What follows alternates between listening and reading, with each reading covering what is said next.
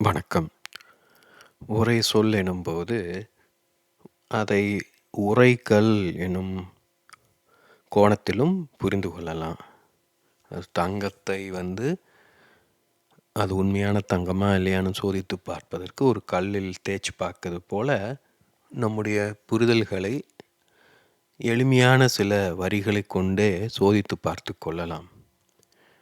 அந்த விதத்தில் நான் எப்போதுமே கலீல் ஜிப்ரான அடிக்கடி நினைவில் கொள்வேன். ஏன்னா வாழ்க்கையில் எந்த சூழலுக்கும் பொருத்தமான வரிகளை கலீல் ஜிப்ரானிடமிருந்து கண்டுகொள்ள முடியும். அதே சமயம் இந்த சொற்கள், இந்த உரை சொற்கள்னு சொல்லும் இந்த சொற்கள் ஒரு தத்துவ கோணத்தில் இருக்கணும். அதாவது சில சொற்கள் அழகாகவும் இருக்கலாம். ரொம்ப அழகாக இருக்கும்போது அந்த அழகே ஒரு பிரமிப்பை தரும். அந்த அழகை நாம் உணரும்போது ஒரு சில நொடிகள் நாம் அப்படியே ஸ்தம்பிச்சு போவோம். இப்போ அந்த விதத்துலேயும் பார்த்திங்கன்னா, ஒரு சில வரிகள், அழகான வரிகள் உரை சொற்களாக பயன்படுத்தப்படும் திறன் கொண்டவை.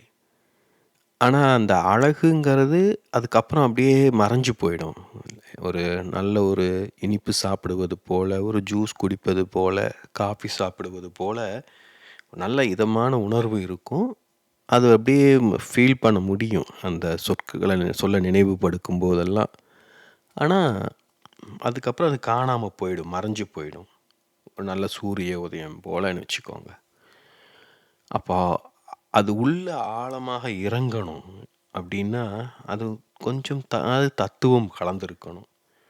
அதாவது தத்துவம் இருந்துச்சுன்னா ஒரு வலியும் உருவாகும். எல்லா புரிதலுமே ஒரு வலியை ஏற்படுத்தும். உங்கள் புரிதல் எனும் ஓடு உடைவதுதான் வேதனை. இது கலீல் ஜிப்ரான் வரிகளில் ஒன்று. கொஞ்சம் யோசிச்சு பாருங்க, என்ன நடக்குது ஒன்று புதுசாக தெரிஞ்சுக்கும் போது. ஒரு பரவசமும் இருக்கும், ஒரு வலியும் இருக்கும், ஒரு பதற்றமும், இதெல்லாமே கலந்து இருக்கும். பரவசம் என்னென்னா, அந்த உடையும் போது நம்ம உண்மையான சுயம், ஒரு புரிதல் வெளிப்படுது. ஒரு விசாலமான ஒரு உணர்வு ஏற்படும். ஒரு கனம் குறைவது போல, ஒரு வெளிச்சம் தோன்றுவது போல இருக்கும். அது பரவசத்தை தரும். அதே சமயம் பதற்றம் என்ன அப்படின்னா, நம்ம நிலை இல்லாமல் தவிப்போம். இது புதிய புரிதல், இன்னும் நம்ம முழுசாக உள் வாங்கலை. இது நம்மளை எங்கே கொண்டு போய் சேர்க்கும்னு தெரியாது, எப்படி இழுத்துட்டு போகும்னு தெரியாது. அப்போது ஒரு நிலை கொள்ளாமை உருவாகும். இது எல்லா வகையான புரிதல்களுமே சாத்தியம். அழகு கொண்டு புரிஞ்சிக்க முடியாது. அழகு ஒரு பிரமிப்பை தான் தரும். அந்த அழகில் நாம் கவனிப்பது ஒழுங்கை. அது நம்ம ஆழ்மனம் கவனிக்கும்.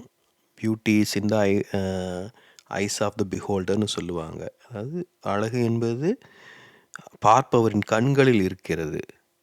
அவர் பார்ப்பவர் அந்த ஒழுங்கை கவனிச்சான்னா அவரால் அழகை உணர முடியும். அகத்தின் அழகு முகத்தில் தெரியும்னு சொல்லுவாங்க.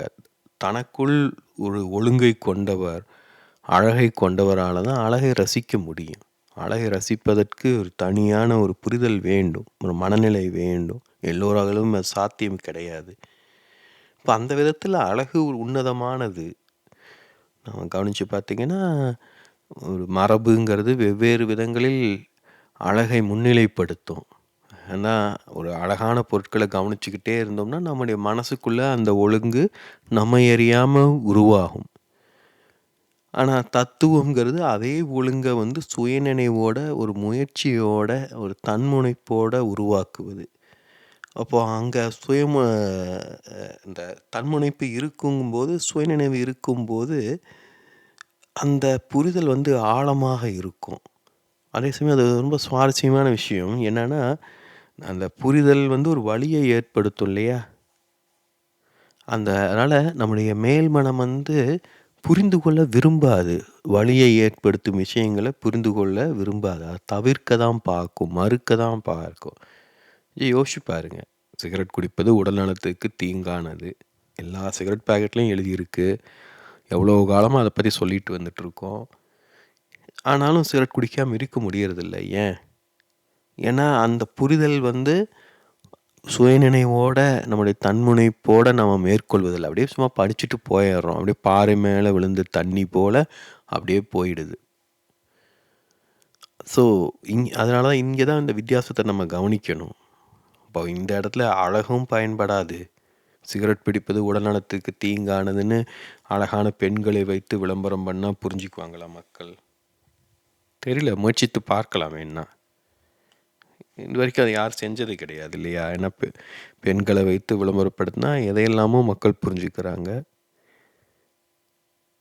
அதே சமயம் இது தத்துவார்த்தமாக புரிந்து கொள்ள வேண்டியது. எதனால் சொல்கிறாங்க, ஏன் தீங்கானதுன்னு சொல்கிறாங்க, உடனே கேள்வி வரும். அதற்கு இப்போ வெறுமன வார்த்தைகளை மட்டும் சொல்லாமல் வீடியோ போட்டு ஃபோட்டோவை போட்டு பாருங்க இப்படியெல்லாம் ஆகுது அப்படின்லாம் விளக்கம் தர்றாங்க. ஆனாலும் நம்மளுக்கு மண்டையில் இறங்கிறது இல்லையே. அப்போது எப்படி தான் நம்ம புரிஞ்சுக்கிறது? யோசிச்சு பாருங்கள். ஒரு பெரிய புத்தகம் கொடுத்து அதை முழுசாக படிங்கன்னாலும் முழுசாக படிக்கிறது கிடையாது. ஒரே ஒரு வார்த்தை, சிகரெட் பிடிப்பது உடல் நலத்துக்கு தீங்கானது. அதற்கும் அகம் பிரம்மாஸ்மி, தத்துவமசி இதெல்லாம் ஒரே மாதிரி தான். அகம் பிரம்மாஸ்மிங்கிறது புரிஞ்சிச்சுன்னா நம்ம வேறு எதுவும் படிக்க தேவை கிடையாது. சிகரெட் பிடிப்பது உடல் நலத்துக்கு தீங்கானதுன்னு தெரிஞ்சதுன்னா அவ்வளோதான். அதுக்கப்புறம் சிகரெட் பிடிக்க மாட்டோம். அப்போது ஏதோ ஒரு பிழை இருக்குது இல்லையா? நாம் இந்த ஈவன் ஒரு வரியை புரிஞ்சு கொள்வதிலேயே இவ்வளோ தவறு செஞ்சோம் அப்படின்னா நம்மளால் எப்படி வாழ்க்கையை புரிந்து கொள்ள முடியும், சரியாக வாழ முடியும்? ஸோ இதை யோசிச்சுக்கிட்டே இருக்கணும். இப்போ இதை யோசிச்சுக்கிட்டே இருந்தோம் அப்படின்னா நம்மை அறியாமல் நாம் மாறிக்கிட்டே இருப்போம். ஏன்னா நாம் என்பது ஒரு நிகழ்வு. நமக்கு நிகழும் புரிதல் அது எப்படி ஒரு தாகம் ஏற்படும்போது தண்ணி குடிப்பதை போல. தண்ணி குடிச்சிட்டோம், அவ்வளோதான், முடிஞ்சிருச்சு. அதை ஞாபகம் வச்சுக்கிட்டு இருக்க மாட்டோம். எவ்வளோ லிட்டர் தண்ணி குடித்தோம், தண்ணியோட சுவை எவ்வளவு இருந்தது, தண்ணி குடிக்கிறதுக்கு முன்னாடி என்ன உணர்ந்தோம், தண்ணி குடித்ததுக்கப்புறம் என்ன உணர்ந்தோம்லாம் பொதுவாக நம்ம கவனிக்க மாட்டோம். அப்படியே வாழ்ந்துக்கிட்டு இருப்போம். அடுத்து தண்ணி தாங்க அடித்தா திருப்பியும் தண்ணி குடிப்போம். அதுதான், அதாவது பசி எடுக்கும்போது சாப்பிடுவது போல், தூக்கம் வரும்போது தூங்குவது போல் நம்மளுக்கு என்ன தேவையோ அப்போது என்ன அறிவு நம்மளுக்கு தேவையோ அதை பயன்படுத்திக்கணும். இப்போ பசிக்குதுன்னா இப்போ மிருகங்கள் எடுத்துக்கோங்க. அது பசிக்குதுன்னா அது வேட்டையாடணும் அப்படின்னா அதுக்கு தெரியும் எந்த மிருகத்தை வேட்டையாடலாம், எது அதனால் ஜீரணிக்க முடியும், எல்லாமே அதுக்கு தெரியும். அது ஆராய்ச்சி பண்ணிகிட்டு இருக்கு அது ஒவ்வொரு தடவை ஒவ்வொரு வேலைக்கு முன்னாடியும். அதே சமயம் அது புத்தகங்களை வாசித்து அறிந்து கொள்வது கிடையாது. நம்முடைய முன்னோர்கள் எல்லாம் வெள்ளிக்கிழமை காலையில் ஒரு மானை உண்பது வழக்கமாக இருந்தது, அதனால் நாம் ஒரு மானை சாப்பிடணும் அப்படின்னு எந்த மிருகமும் தீர்மானம் போடாது. அந்த நேரத்தில் அது என்ன உணருதோ அதற்கேற்ப தன்னை வெளிப்படுத்தி கொள்ளும். அதுதான் இயல்பான விஷயம். ஆனால் நம்மளுக்கு பயம். அதாவது நம்மளால் அழகை கொண்டு வாழ்க்கையை புரிந்து கொள்வது கிடையாது, தத்துவத்தை கொண்டு வாழ்க்கையை புரிந்து கொள்வது கிடையாது. ஆனால் வாழ்க்கையை குறித்து நிறைய கருதுகோள்களை அறிவாக வச்சிருப்போம்.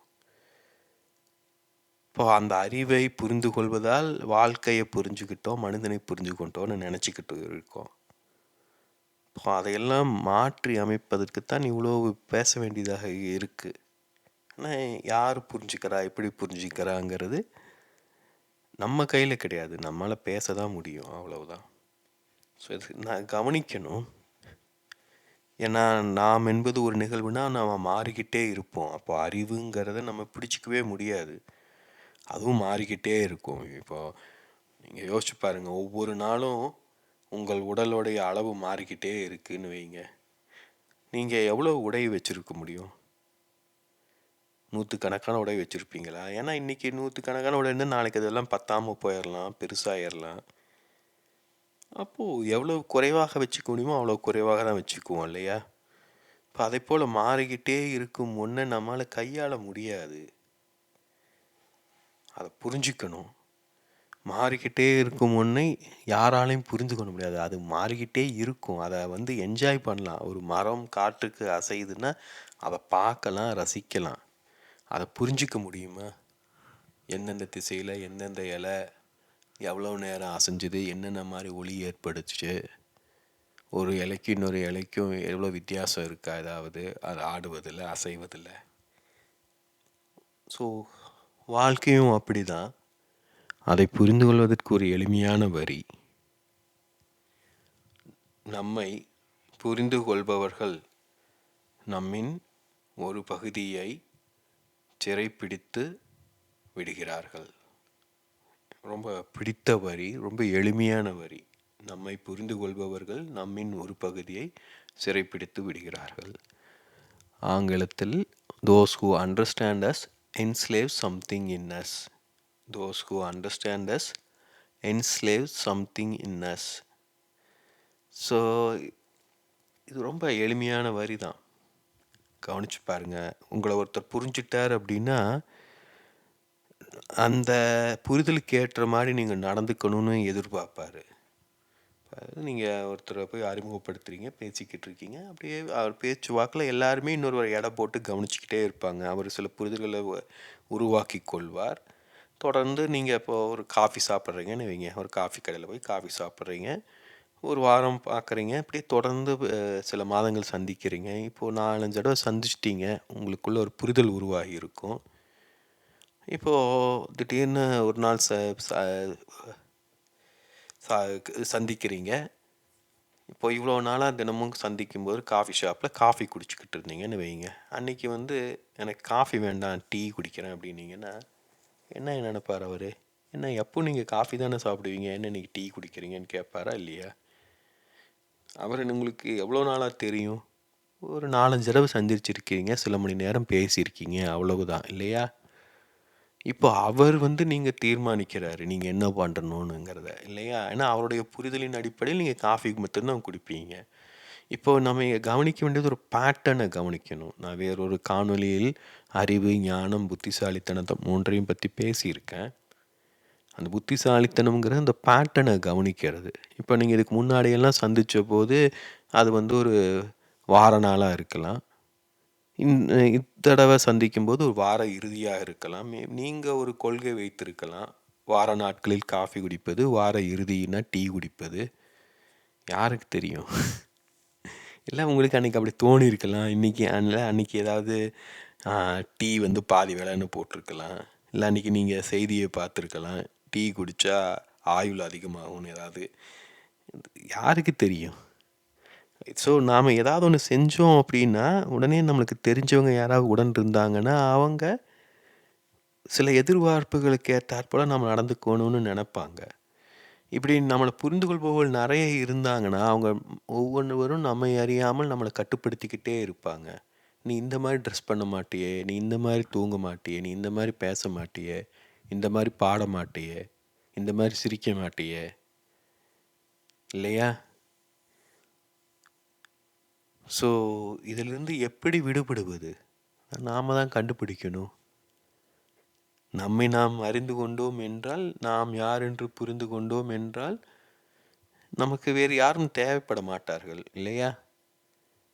அப்போது இன்னொருவரால் எப்படி நம்மளை கட்டுப்படுத்த முடியும்? இன்னொருவரிடமிருந்து ஏதாவது நம்மளுக்கு வேணும், நாம் எதையாவது அவங்ககிட்டருந்து எதிர்பார்த்தோம்னா அதன் மூலமாக அவங்க நம்மளை கட்டுப்படுத்தலாம்.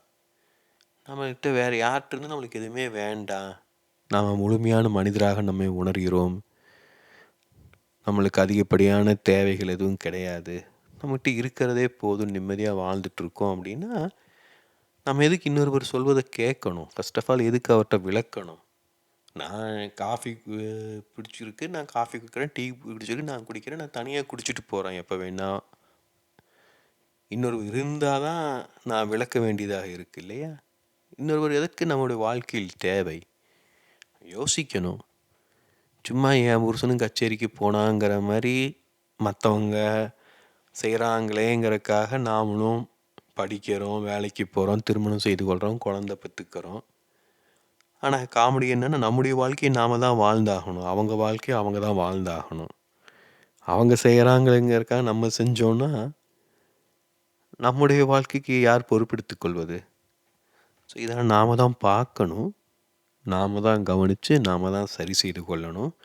ஏன்னா நம் வாழ்க்கை நம் தேர்வு, நம் வாழ்க்கை நம் பொறுப்பு.